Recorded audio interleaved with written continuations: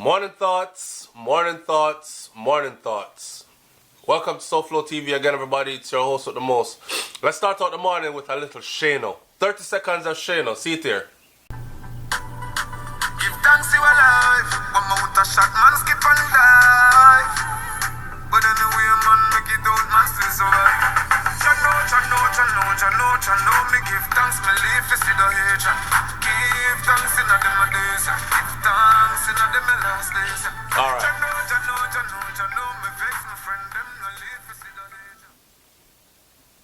So, first of all, let me say big up to everybody. Whether you're going to work or you're just coming in from work, off of your night shift, the stay-at-home moms, the list got longer, you know. The stay-at-home moms, the stay-at-home dads. Hey, we're living in different times. If I didn't call you, you're on the list, okay? Just big up to each and every individual, period. As long as you're about progress and productivity, big up yourself.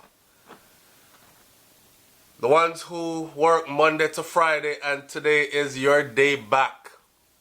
It's summertime, so you know school going on unless people have summer school. But the ones who work Monday to Friday had a little weekend off, and it's the end of the weekend. The weekend is gone. I thoroughly enjoyed my weekend this weekend. Right? Spend time with the kids and spend time with wifey. And looking forward to the baby being here sometime soon. This morning thoughts this morning. Remember, uplift yourself because this one might drag you down a little bit. And the reason why I hit this one on the morning thoughts is because this one is straight out of Clarendon. It didn't happen in Clarendon, but it happened to a figurehead from Clarendon. The bloodletting and the madness in Jamaica just is not going to stop anytime soon. And us as Jamaicans, abroad or at home, a lot of us are just tired of it. But being tired of it is not going to make it stop. Right? Clarendon businessman and football boss Brandon Murray was shot dead. And this was released on June 11th of 2018. Today is June 12th. Popular Clarendon businessman and football academy operator John Brandon Murray was shot dead by gunmen at the Mayfair Hotel in St. Andrew on Sunday afternoon. That's yesterday afternoon. Now, before I read any further, right, the story posted in the Loop yesterday, and before I read any further, I'm thinking to myself, he wasn't robbed. They never run up on the man and said, give me all your money or anything. They just drove up and shot him. Leave in the comment section what you think this was. Do you think this was a hit? Do you think this was an attempted robbery?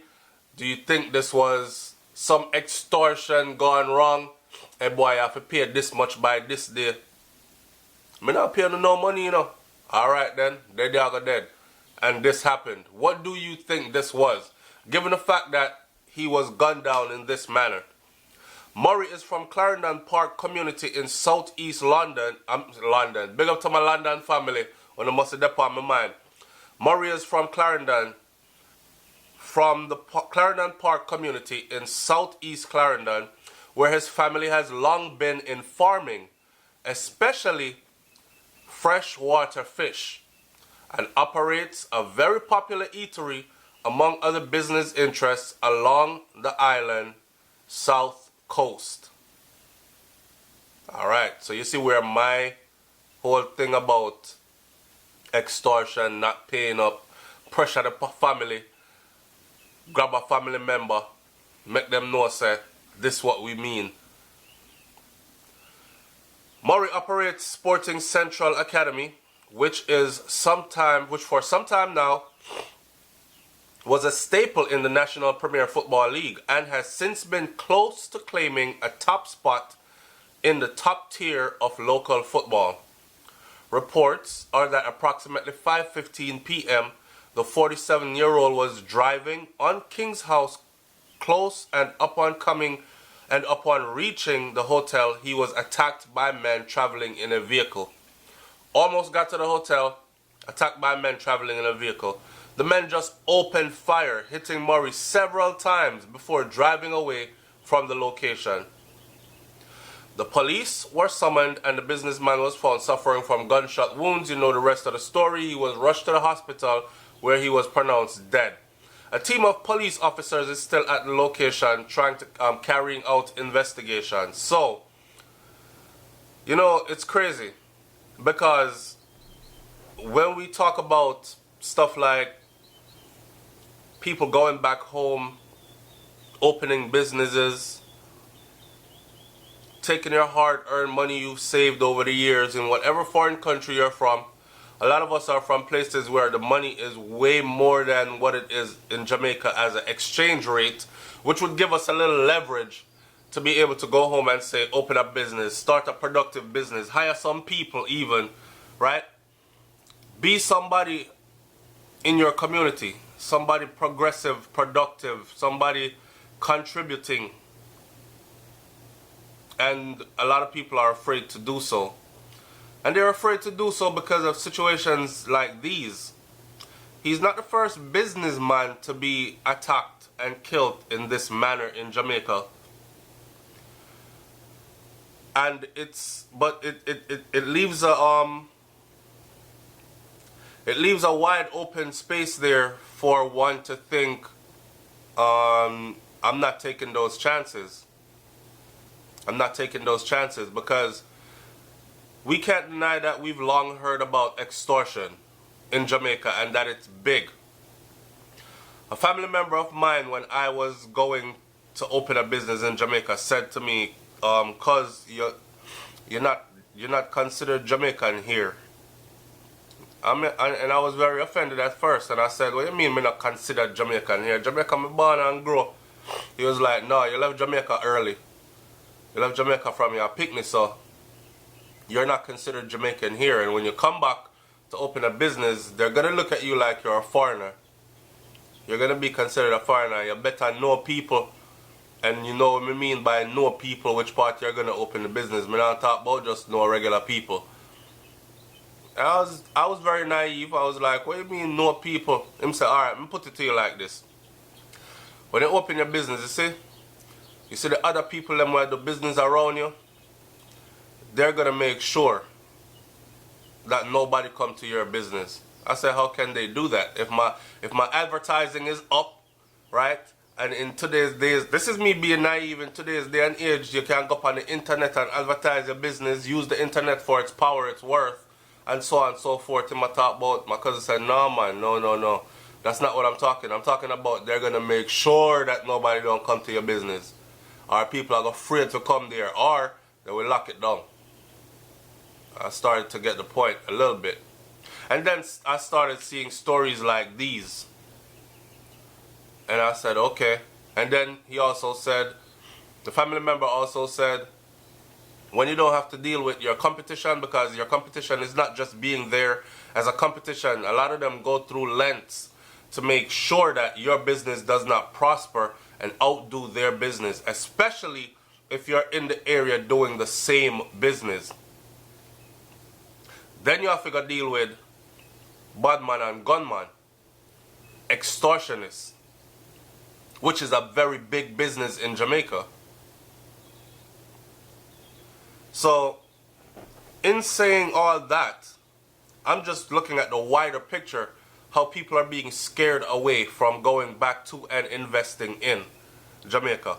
But bigger than that, this man right here.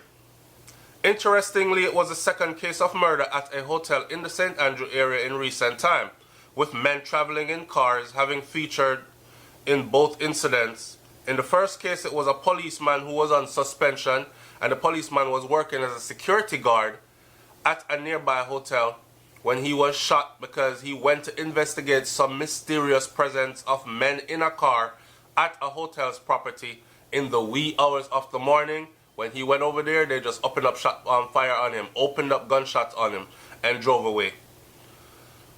The Humble Lion Football Club boss, Mike Henry, which is a rival, expressed deep regrets at the death of Murray.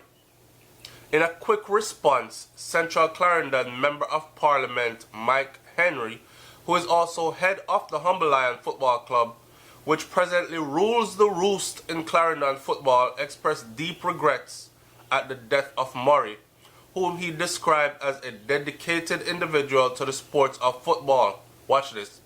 Especially at the developmental level. I'm not going to go any further with this article. Thanks to Loop for this. But watch this. Let me close this video out by saying this. The brain draining is real. The bloodletting is serious. So you have a lot of people getting killed. That's the bloodletting. And then it's senseless killings. And then the brain draining. Most of the smartest people in Jamaica, as soon as anybody realizes that this person is above average or above the norm, them get visa and fly out. So you have all our intellectuals or intellects, they're out of the country, being great in someone else's country. I saw an article recently that spoke about Jamaican teachers making big strides in South Florida. And they had another article about Jamaican teachers making big strides in South Carolina, North Carolina, New York City, and other places. And I'm thinking, these are those bright minds that were supposed to be there in Jamaica to nurture our young minds, our children, into adulthood. If you think about it, the children spend more time with them teachers than they do at home with parents, believe it or not. That's why it's important for the teachers to be held to a certain standard. And when they do perform at that standard that they're held to, you're entrusting your mind, the young mind of your child, to an individual. When that teacher performs to that standard, that high standard that they're held to, they should be paid at that level with respect and be treated as such. That's not happening. Our teachers are running away to go teach in schools where, as you heard, the schools get shut up. The students here in the US are very unruly, a lot of them. But I'm guessing they're even more unruly in Jamaica because the teachers there would rather put up with this, or maybe it's even the pay. Alright, them worse than Jamaica students, but I just all got through it for the pay because the paycheck is like almost 10 times more.